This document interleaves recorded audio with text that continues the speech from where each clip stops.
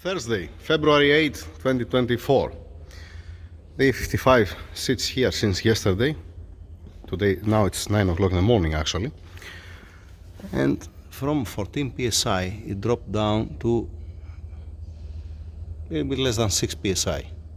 Alright? See what's happening. Because I have tested this tool before and this adapter, I have two adapters like this.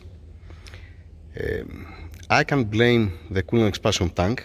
Why? Because it's not new. On a new coolant expansion tank, you can keep it 10-15 psi and you can stay overnight there.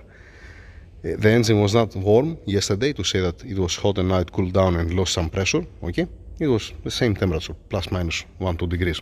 Okay, so for the pressure, I'm gonna blame the coolant expansion tank. Alright, that it doesn't have perfect fit inside here on the adapter. That's why. Now, without moving the car, yeah, okay, never mind. Without moving the car, keep the bucket here. Then I'm gonna put one carton. I can see already water going out. Oh boy. Oh boy. I already saw water. Let me put one carton down here. It's gonna be much more clear for everybody. Alright, put one rag over there. I can see the water actually. It's clear. Put one rag back over there. Put another one here and then get this carton and place it here. Alright. Oh, what do you see there? What do you see there? That's water.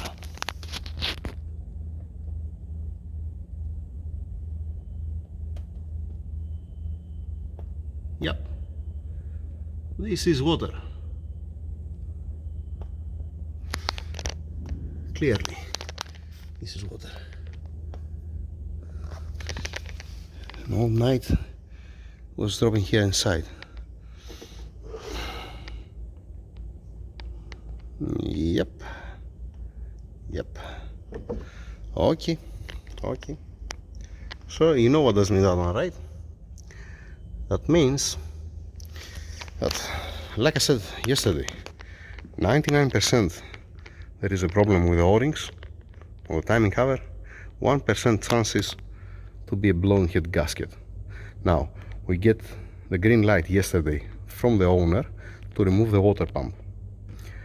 He said to us, yes, you can remove the water pump. Alright, now, radiator fan, the first, this bracket here up, radiator fan, the pipe from the air pump, no need to be here, it's bothering. Alright, and removing the belts, removing also the water pump, and see with the camera the O-rings. It's supposed to don't be bad, it's supposed not bad, but it will gonna be bad, but it's gonna be there, definitely gonna be there, because it does have a crazy leak. It's not like that's not existing at all. What we know till now for the car, what we know for sure, that's for sure, okay, that engine oil filter, that's definitely okay. Let's see also the O-rings on the timing cover. Definitely, if the water pump is okay, we need the seal for the water pump. We need definitely spark plugs, definitely ignition coils, okay, and the cables for the ignition coils. That's for sure. This is the standard till now. Alright, then there was another one thing. I'm gonna watch the video to see what else I mentioned from down. Alright. Okay, another one time with the timing cover O-rings. Yeah, this is a ticking bomb, and you know, when you're reaching at 20 years or this mileage, I don't know if it's the original engine or if they replace it, to be honest with you, and it doesn't matter. The owner, he knows better than me. Now, somebody mentioned to be the heat exchanger inside of the intercooler, or the supercharger, the intercooler inside. It's very difficult to fail. It can fail, but it's difficult. That's the point. Coolant expansion tank, I'm gonna advise to put a new one. We have to flush everything, all the system, and the hoses that they became like a chewing gum need to be replaced. It becomes soft.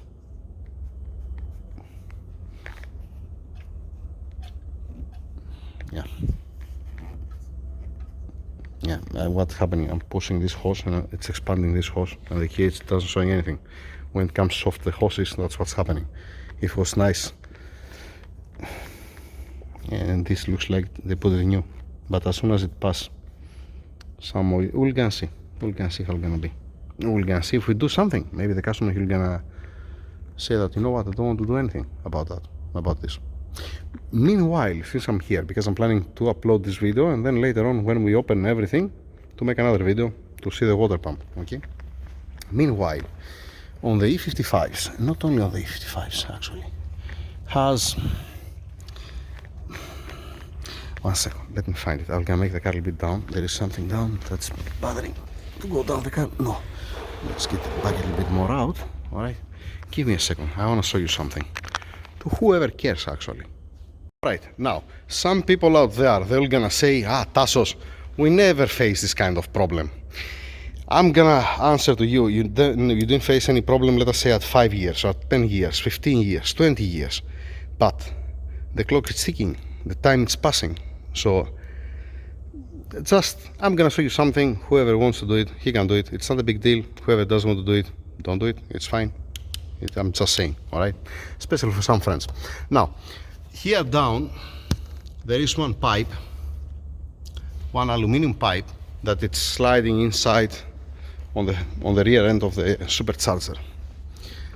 I'm gonna try to point it. I'm talking about, there is this aluminum pipe that has this pipe and it's connecting, it's continuing here, all right? And where it goes to the charcoal canister solenoid valve down over there. At the end of this pipe, the aluminum pipe that goes to this one, to the plenum of the supercharger, there is one rubber grommet. That this one, it's leaking, it can come apart, it has always vacuum there, it can even get sucked inside of the supercharger. So if you want my advice, remove this one and change this grommet, this rubber grommet there. That's one thing, to have a peace of mind. And be careful when you're opening the covers, because as soon as when you open the covers, you have to remove this bolt, then you have to slide a little bit back this pipe. This pipe continues down, I don't want to open it right now. And by mistake, you might remove it from the position where is the grommet there on the plenum, like I said.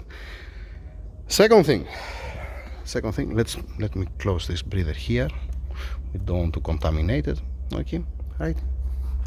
Second thing that I want to point is that there is something common with M156 here, and this is the O-ring that comes here.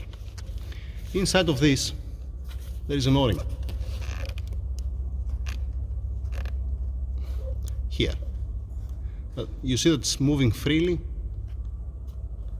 From here, from this side, here, you will gonna have a vacuum leak.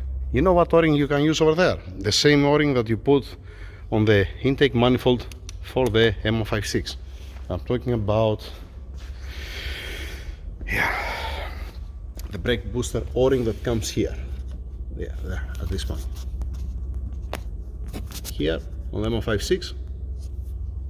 Alright, the O-ring that I'm showing you all the time that's cracking, yeah, on the E55s, you're not gonna find any healthy. You're gonna be all of them cracked.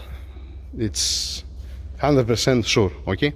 So, if you have any vacuum leak and you have fixed the gaskets, you have fixed everything, actually before you put a new gaskets here, before you pull out the supercharger to see if there is any leak, because from the intercooler down, the sealant, it's very good. It's like the sealant, like the adhesive that has on the windshield. Like, it's not the same, it's like, okay? It's very strong, that's what I'm saying. So, before you take out the supercharger, okay, get the new gaskets here for the charge pipe. I don't know how to call it, I'm calling it charge pipe, okay? Get the new gaskets, get the new rubber couplers back here to do the job once, you know, these two couplers, okay?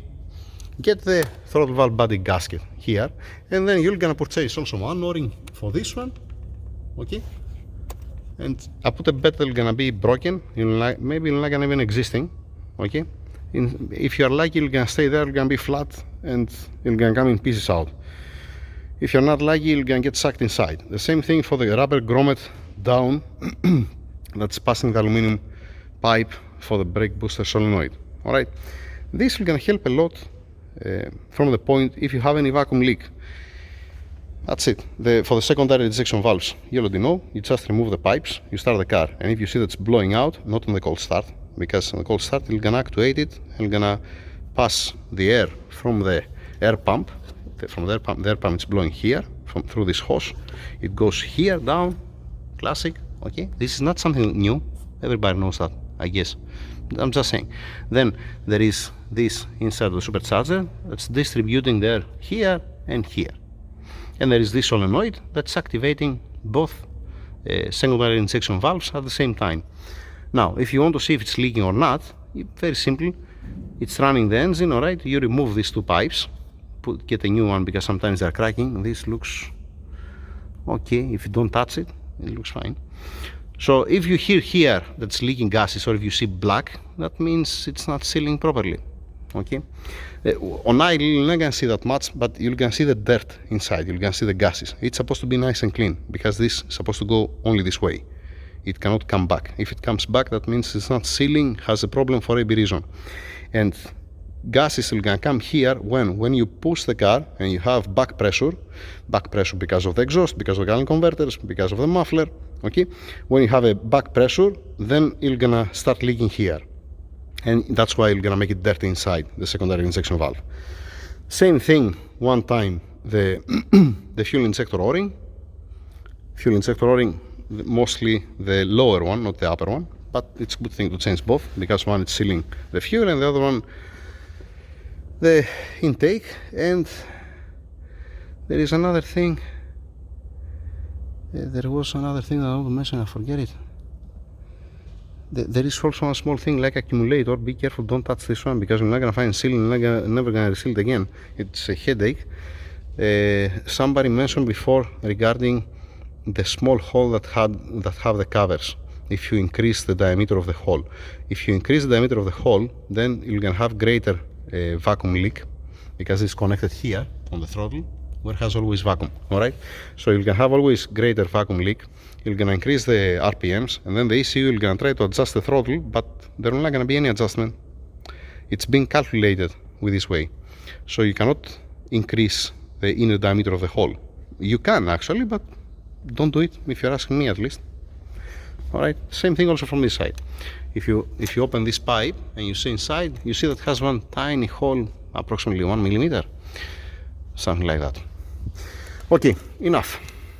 I hope that it's enough. All right, what needs to be done now?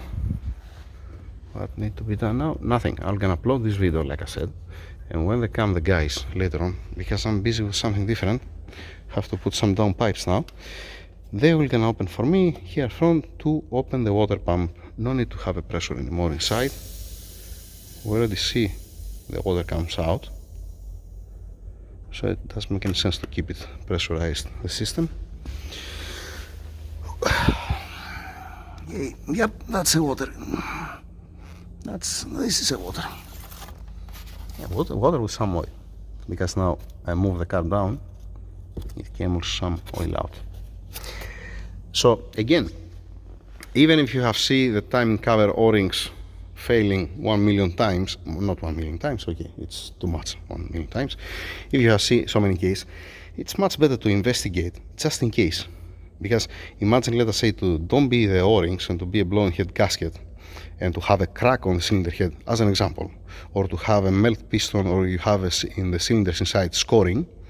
And what are you going to do? You can change the two O-rings on the timing cover, then you can close back again, and then the engine will gonna be a ticking bomb, or you're gonna smoke back.